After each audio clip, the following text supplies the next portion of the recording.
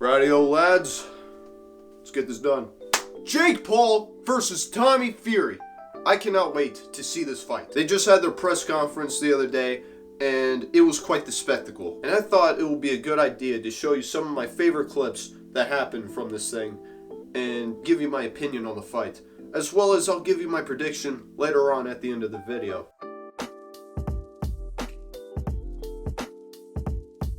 For those that don't know, both Tommy and Jake fought on the same card back in August. After their fights, they had a little face-off, and that was that. Now, they are actually fighting. Tommy Fury is an up-and-coming professional boxer coming from a fighting family. His dad, Big John Fury, being a professional bare-knuckle fighter, and his half-brother Tyson Fury being the current WBC heavyweight champion of the world. Tommy has a professional record of 7-0, and you already know Jake Paul. So they had one other press conference, if you can call it that. It was just Jake spewing his garbage. Tommy wasn't even there. He was like helping his mom with like medical issues and stuff. Very, very honorable stuff. Like, and I don't know why they have a press conference with just one of the fighters. That just doesn't make any sense to me. Anyway, the one I'm talking about today is absolute gold. So Tommy is present with John and Tyson Fury, while Jake is on a Zoom call from Puerto Rico. Now, having Tyson and John present is kind of unfair for Jake. I'll show you why in a second. But Tommy is such a chill guy. He has to bring his dad and brother along. I'm not saying Tommy can't handle the trash talk, I'm just saying he's bad at it. Everything Tommy says, Tyson or John just says it better. To me, Tommy is there to fight. He has no desire to feed the trash talk or promote the fight. And a lot of people are saying it's fear, but I personally don't think so. I see Tommy as a serious fighter who either doesn't like the press conferences or just doesn't care. He's just there to fight. And that's why I believe he brought his dad and brother, not just because, you know, they're his family and they're helping coach him, but to help sell the fight. Tyson Fury is an elite level fighter, and that is why he became champ in the first place. He was playing mind games with Vladimir Klitschko and beat him in a pretty embarrassing fashion. It's his strong suit. And John is just as big a shit talker as Tyson, if not more. And with these clips, you'll see why. Oi, schoolboy, just sit and relax and enjoy the fun. Sit and relax and enjoy the fun. Take the glasses off, idiot. Jake, I'm gonna try to strike You're a bum boy. Like, John was seriously about to punch a TV with Jake Paul's face. I mean, who wouldn't? Man, I wish Jake was there in person. It would have made it much more entertaining. But regardless, I'm already sold on the fight. Are you not a ugly man than that?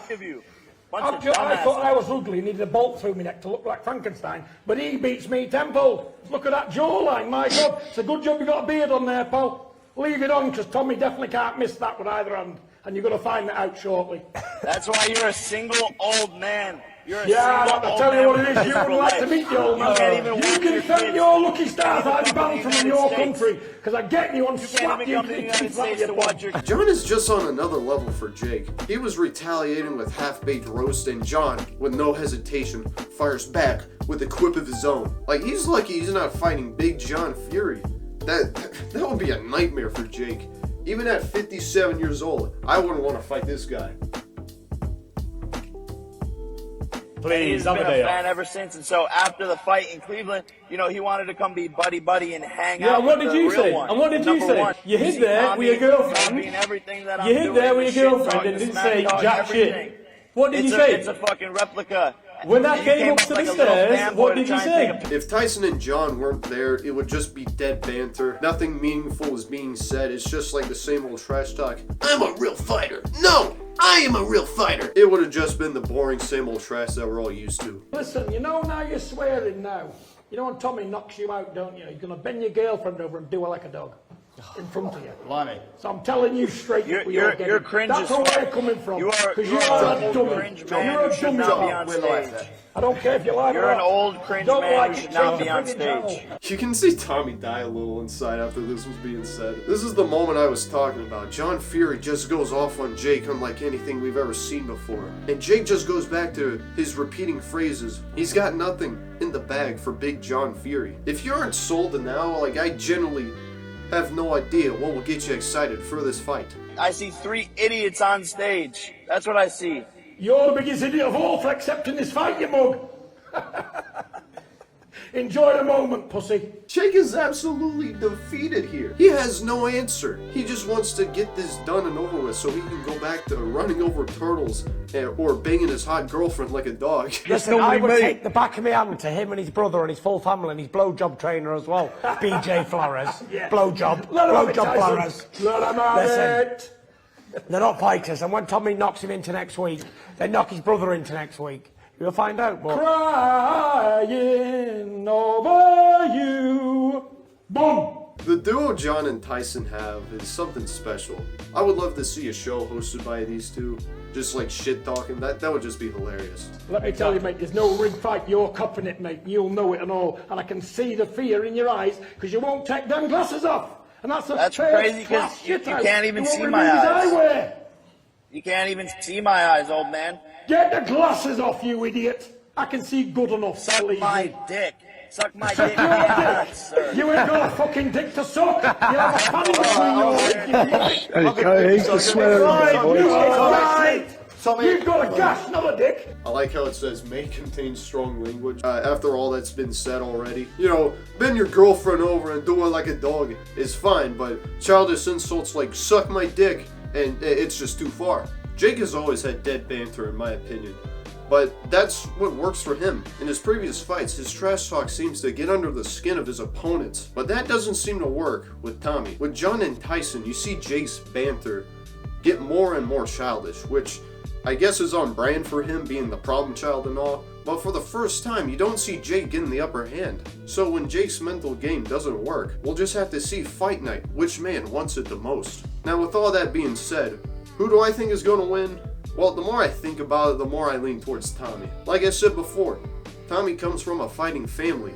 He's been around fighting all his life. This is a family where when they are bored, they go out in the parking lot and they would fight each other and complete strangers for fun. That and with the interviews I see of Tommy, the more it makes sense. John Fury says the only person that can beat Tommy is Tommy. It's make or break for both men.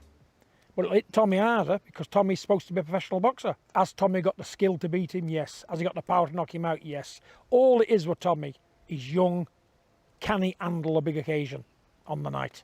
You know, but I'm sure he's thought about it many times before. He's got the king of the ring in his corner. Am I confident he can beat Jake Paul? Of course I am.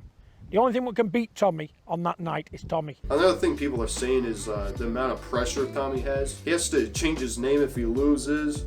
He hasn't fought a decent opponent, and he hasn't fought under the big bright lights. And all of those are true, but I don't think Tommy feels the pressure.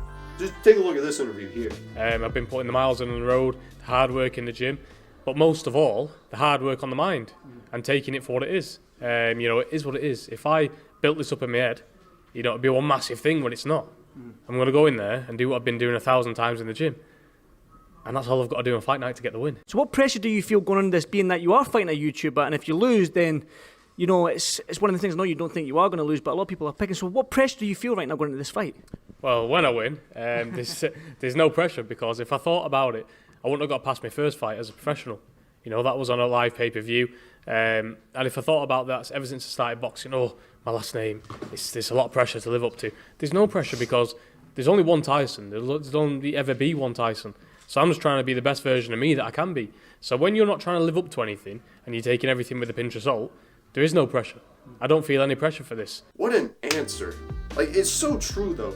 He's not trying to be Tyson, he's Tommy. That's just stupid if he tries to be Tyson. And he has fought under the lights, not on a grand scale as Jake has, but it's what he wants to do. He wants to be a world champion one day. It's what he's training for. That thought had to have crept in his mind at some point in time. He took a moment and decided, I'm going to be a world champion one day, and actually trained for it. Taking a look at Jake, the only fight that really matters is his Woodley fight. It was his hardest test yet.